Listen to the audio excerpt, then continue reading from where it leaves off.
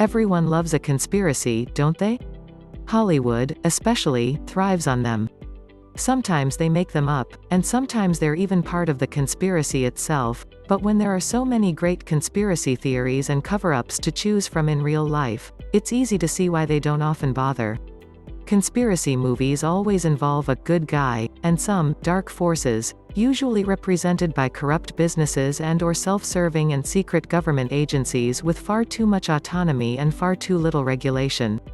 In other words, the alphabet agencies, chemical and pharmaceutical companies, and anyone who deals with money, in the interests of truth, transparency, and standing against the latest attack on free speech from Google, which is now banning all conspiracy-related content, we have put our feet up, watched a load of films, and come up with the 10 greatest conspiracy movies based on real-life conspiracy theories.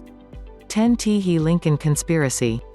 1977. In 1865, Abraham Lincoln was shot in the head whilst watching a play at Ford's Theatre in Washington.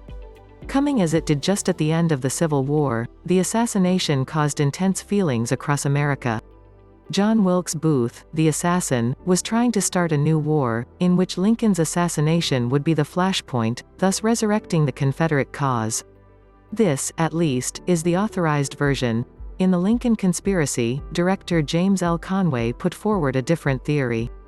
Instead of being the work of a few fanatical Confederates who could not accept defeat, the Lincoln Conspiracy proposed that the assassination was engineered by powerful government and business forces that opposed Lincoln's program of Reconstruction in the South. It even suggested that the man who was so famously shot dead at Garrett's Farm, Virginia, was not John Wilkes Booth at all, but James William Boyd, a recently released Confederate soldier who had the misfortune of having a similar-sounding name to Booth. The film, which starred Bradford Dillman as the unfortunate Booth, was largely ignored on its release in 1977 but has helped to increase the speculation on the death of a president ever since, and it continues to spark debate. 9 Capricorn 1. 1978. In 1969, America sent Apollo 11 to the Moon, and Neil Armstrong and Buzz Aldrin became the first human beings to set foot on a different planet. Yes, we do know that the Moon is not an actual planet, but you know what we mean. The world stopped spinning, and for a brief moment, everyone looked towards the stars, no, not a star either, and watched Armstrong descend that ladder and leave his footprint in the dust of a planetary satellite. Or did he? In 1973, a self-published book, written by a man with no experience of space travel, aeronautical engineering, or well, anything, first cast doubt on man's greatest achievement. The theory that the whole moon landing was a giant hoax gained popularity in 1978 with the release of Capricorn 1. The plot of that film was, ostensibly, about a faked space mission to Mars, but conspiracists soon noted that Capricorn 1 bore an uncanny resemblance to Apollo 11. The movie explained just how a sufficiently motivated and well-funded space agency might have pulled the hoax off. In the movie, bewildered astronauts are removed from the shuttle just as the countdown begins and driven in secret to a military airbase in the desert. The empty shuttle is launched into space, and news briefings keep the public in the dark while the astronauts fake footage of themselves in space and landing on the red planet. The fake moon landing conspiracy gained much ground after the release of the movie, which starred Elliot Gould and Josh Brolin, with O.J. Simpson as a rather unlikely astronaut, even though, in the film, the hoax is quickly uncovered by technicians at NASA and just as quickly leaked to the press. That point seems to have been missed. 8Z. 1969. On May 22, 1963, Greek politician and activist Grigoris Lambrakis was struck over the head with a club by two men after delivering an anti-war speech to hundreds of supporters. His death in the hospital 5 days later sparked an intense protest against the right-wing Greek government and inspired thousands of Greek youths to form leftist political organizations. The investigation into Lambrakis's death revealed it to the army and the police. Investigators and attorneys who looked into the death were relieved of their position or even jailed for a time. Eventually, under extreme pressure, the Prime Minister resigned. In 1974, the military dictatorship in Greece finally ended. Greek director Costa Gavras used this premise for his 1969 film Z, which he offered as a modern political thriller. In the movie, an unnamed deputy is killed after a political rally, struck in the head by a passerby in a truck, dying 5 days later, and the subsequent investigation reveals a conspiracy that the military police and army were involved in the murder. With charges filed against several officers, it appears that justice will be served. But, alas, that is not the case. The military is ultimately able to overthrow the government in a successful coup and then proceeds to ban modern art, pop music, and even the letter Z, a symbol of the young Greek protest movement. Z won an Oscar in 1969 for Best Foreign Language Film. 3. 7. Nixon. 1996. Like his political nemesis, John F. Kennedy, Richard Nixon has been the subject of countless conspiracy theories. And the conspiracy theories about Nixon seem small in number compared to the vast number of conspiracies that Nixon himself believed were being orchestrated against him. No matter how you look at it, Richard Nixon was a paranoid man. Having scrutinized the madness surrounding the death of President Kennedy, it seemed inevitable, perhaps, that Oliver Stone would turn his attention to Nixon. Which was difficult because Nixon was a private, paranoid man. Stone's movie opened with a warning that the movie was an attempt to understand the truth, based on an incomplete historical record. The film opens with the break-in at the Watergate building, then documents his strange relationships with his staff, his growing secrecy, paranoia, recordings of conversations in his office and over the phone, which he obsessed over and which, in the end, caused his downfall. Nixon, played by Anthony Hopkins, was portrayed as a brilliant if not a strange, paranoid, man, slowly succumbing to his delusions induced by all the scheming he had done to obtain high office and by the conviction that others were now scheming against him. While JFK had received mixed reviews from critics, Nixon was considered a tour de force and was nominated for 4 Oscars, including Best Actor for Anthony Hopkins. Hopkins lost out to Nicolas Cage's Leaving Las Vegas. Had he still been alive, no doubt Nixon would have been paranoid about that too. 4. 6. The China Syndrome. 1979. Timing is everything, they say, in the movie business. It certainly was for James Bridges, who directed The China Syndrome, the story of a journalist who discovers that the nuclear power station, which has just had a meltdown, had repeatedly breached its safety procedures. While that story was entirely fictional, 12 days after the movie's release, a nuclear disaster occurred at 3 Mile Island.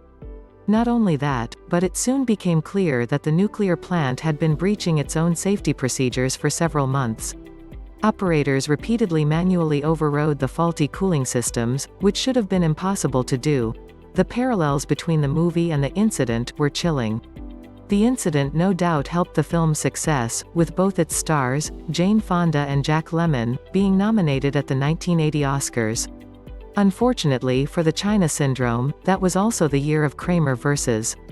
Kramer and Apocalypse Now, and while A Nuclear Meltdown is interesting, it just can't compete with a 3-sided love story or the horror of Marlon Brando in eye makeup. 5. 5. The Constant Gardener.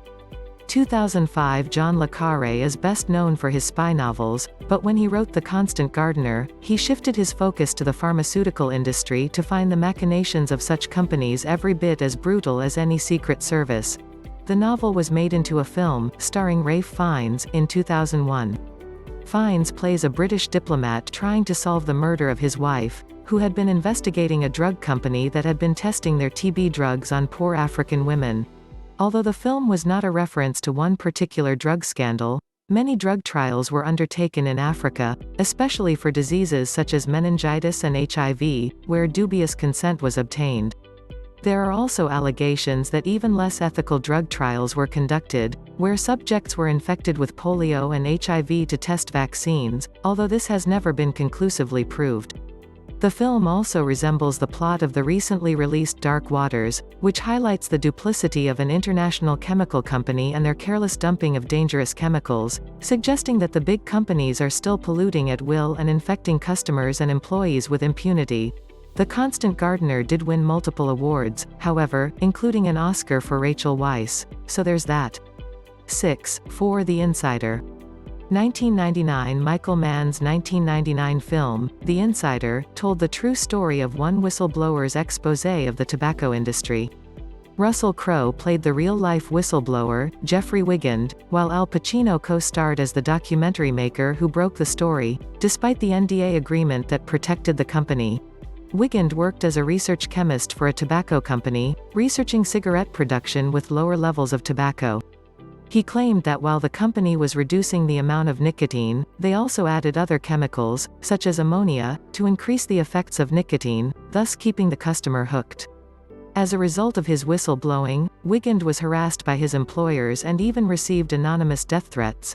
Michael Mann's film was very well received and was nominated for 7 Academy Awards, including Best Picture, Best Director, Best Actor, for Russell Crowe, and Best Screenplay. Crowe was beaten out by Kevin Spacey in American Beauty, as was Michael Mann. American Beauty scooped Best Picture and Best Director too. 3. The Big Short.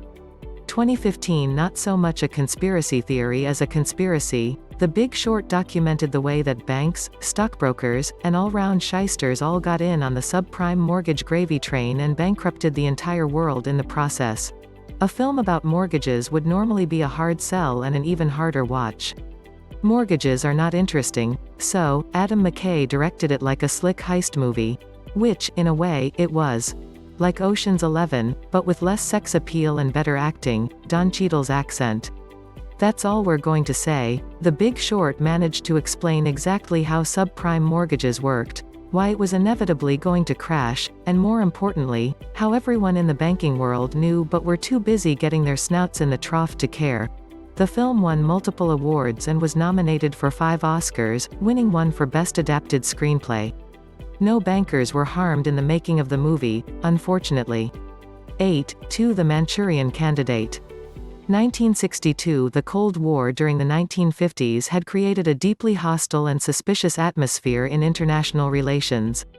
Intelligence agencies of every nation spied on their enemies and their allies alike. John Frankenheimer's The Manchurian Candidate, released in 1962, summed up this atmosphere of mutual distrust. The film starred Frank Sinatra and Lawrence Harvey as captured soldiers in the Korean War, subjected to brainwashing through hypnosis. Whilst Harvey returns to his dysfunctional and ruthlessly ambitious family, Sinatra begins to have strange dreams. Realizing that he has been implanted with false memories, Sinatra fears that Harvey has been brainwashed as an assassin and is being manipulated to make him shoot a presidential nominee. The film heavily references the McCarthy witch hunts of the 1950s, the uneasy international situation, and the distrust of secret government-backed organizations, which seem to be making up their own rules of engagement, without regard to the Geneva Convention or any other convention, for that matter. The film even hinted that disreputable foreign governments might seek undue influence in the affairs of other nations by spreading disinformation. Surely not. 1 JFK. 1991. There are almost as many films about the death of John F. Kennedy as there are conspiracy theories about who killed him. By far the best, however, is Oliver Stone's JFK. Stone himself described his film as counter-myth, countering the Warren Commission's myth about who killed the president.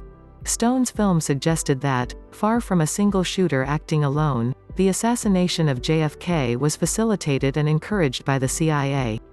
New Orleans District Attorney, Jim Garrison, played by Kevin Costner, suggested that there were 3 shooters and 6 shots fired from the grassy knoll.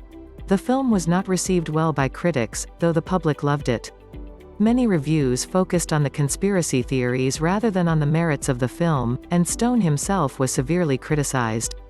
An op-ed in the Washington Post called him a man of technical skill, scant education, and negligible conscience. Despite the poor reviews, JFK had great popular success. However, far from settling the question of who killed Kennedy, Stone's film merely added one more theory, or countermyth, to the very large pot. 10. If you think we've left any great movies off the list, let us know in the comments below.